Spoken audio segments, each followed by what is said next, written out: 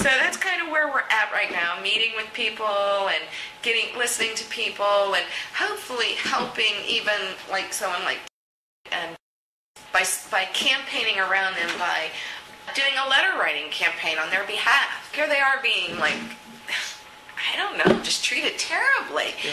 I think they think they're alone. And legislators may think, well, it's just one person over here. So we really have to show them we know what's going on. We support the efforts of these folks getting their farms back in shape. You are our government, and that's who does those things. Mm-hmm. You know, you create policy. Mm-hmm. So that's kind of where we're at right now. And maybe a month from now, we might be even further. Mm-hmm. Since I guess the American Rivers just designated Monongahela River number 9 on endangered rivers. Well, it's like the late show top 10 list of the rivers. So, and the Mon was number 9. I said, if it's number 9, it shouldn't be endangered. None of our rivers should be endangered. Mm-hmm. And we really have to get West Virginia moving. The Mon River, its headwaters are in West Virginia. Yeah. It has to be a collective effort. Mm-hmm. And there has to be some kind of dialogue between the government of Pennsylvania mm-hmm. and the government of West Virginia mm-hmm. and the federal government, which should be taking the lead as a facilitator for this. Mm-hmm. But I don't know if they're funded to do Our government's kind of been disenfranchised as well. We've let it go. We've outsourced our government. Yeah. So, and we've outsourced it to corporations. The corporations really don't have our best interest at heart. But it's up to us to get our interest back in our control. So I'm hoping that will happen. And working towards it too. Like I said, legislation, well, I know it's passed the House, 2235 has passed the House to protect state forests. I don't think it's the Senate. It's going to be tough. Our Senate is pro-business. I'm not sure there's anyone in the Senate representing people opposed to LLCs and Incs and things like that. So maybe if I was Terry Davin, Inc., I would be more likely to be able to speak to the Senate on protecting our beautiful water and the forest and the animals and the habitat and everything that we should be appreciating and that really we depend on for our everyday lives. So that's about where we're at, and hopefully as a community, they're talking to each other, and it's funny. And I'm trying to discourage them from doing what they did with coal, which is they talk to each other. Uh-huh. They're afraid to talk out loud. They're intimidated and culturally pretty much been ignored, probably for hundreds of years here. Getting our voice out there is going to be harder. It's going to be harder. But I think it can be done. I know it can be done. And it will be done. I mean, it's plain and simple. And we're going to make sure that they notice that Greene County isn't going to be the sacrifice zone anymore. We'll see. But it will happen. Do any of your neighbors currently have any impacted water? The wells, they're way up there, and I have not heard of anyone in this area except who has had impacted water from a gas well. But like I said, the wells really haven't started. You see, a few, the wells that have been punched are mostly on CNX Consol property or Foundation Coal property. Oh. I do see, I get the EFACs from DEP, and I see these wells, and I know they're plugging wells as well as doing CBM wells, as well as Marcellus. And you can't distinguish on the EFACs. Well, out in Aleppo, there were some leases signed. And so I'm seeing the road come up, but I'm thinking, wait a minute, they're also getting mined or permitted to be mined. So all that goes through the gas and oil division. When they cap a well, plug it and cap it, they plug and cap the old wells first. so they can mine around it.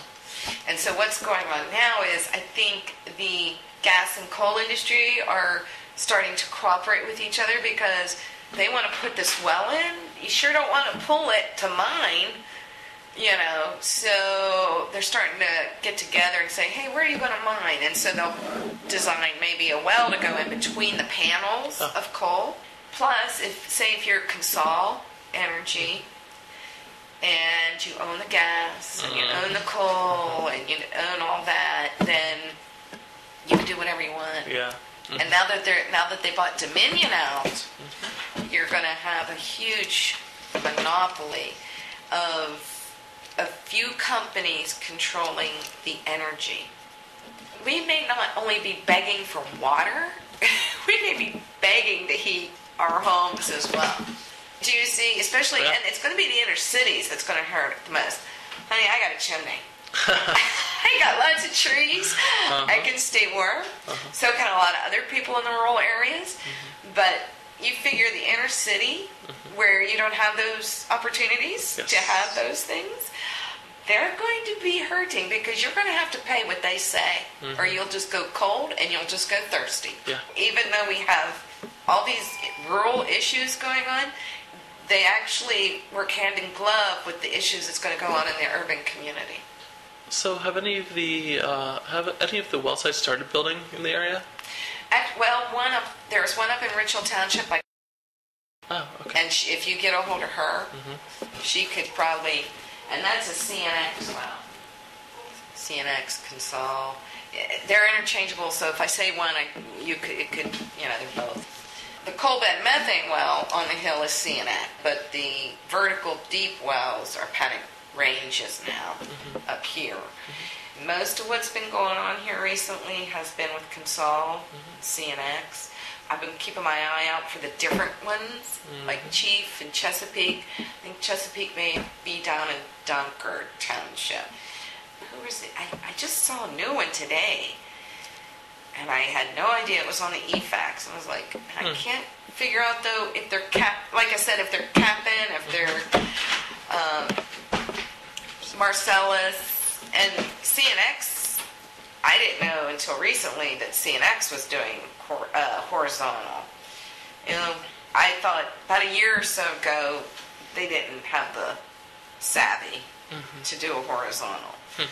But I think the one up here is going to be a horizontal. Well, that's going to be interesting, especially when they don't know what they're doing. Yeah. They're just kind of, I've never done one before, so let's try it. I've heard stories like that. Absolutely. My understanding, the ones that have done the horizontal the most was Range. And I don't even know what Chief is doing. I think out east of the state, Chief might be out that way. It's the Green Saver. Oh, have you seen the Green Saver? Green County Saver? Yes, it's from Direct Results. Oh. Everyone gets one in their mailbox. But they have a section called the Mighty Marcellus. Really? So the Mighty Marcellus. There's the back page. Very nice advertisement. Yes, isn't it? They're all happy there. Aren't they happy? Oh, yeah.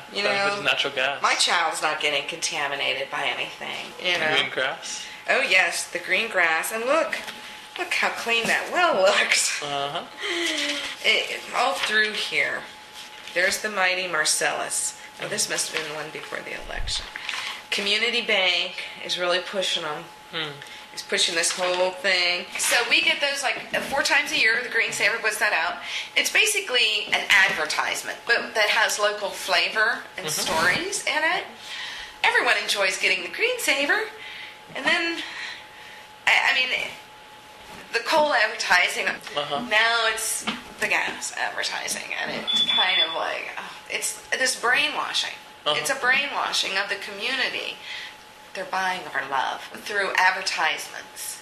I thought with the great Wall Street debacle we just had here that we came out of our comas on that issue, because basically they got us into the coma through advertising. So they're still using these same tactics to brainwash us, which is good. We know how to defeat those tactics now, pretty much. But it's still these 19th century type practices, and that's what I call them. Very 19th century. Buying your way through, and that's what the coal industry has always done. So now the gas industry is getting on board. But what's so sad is, if I said, I'm going to do this with water, no one would pay you. Do you see what I'm saying? Like, people don't, when you pay for water, people are outraged. And I'm like, why?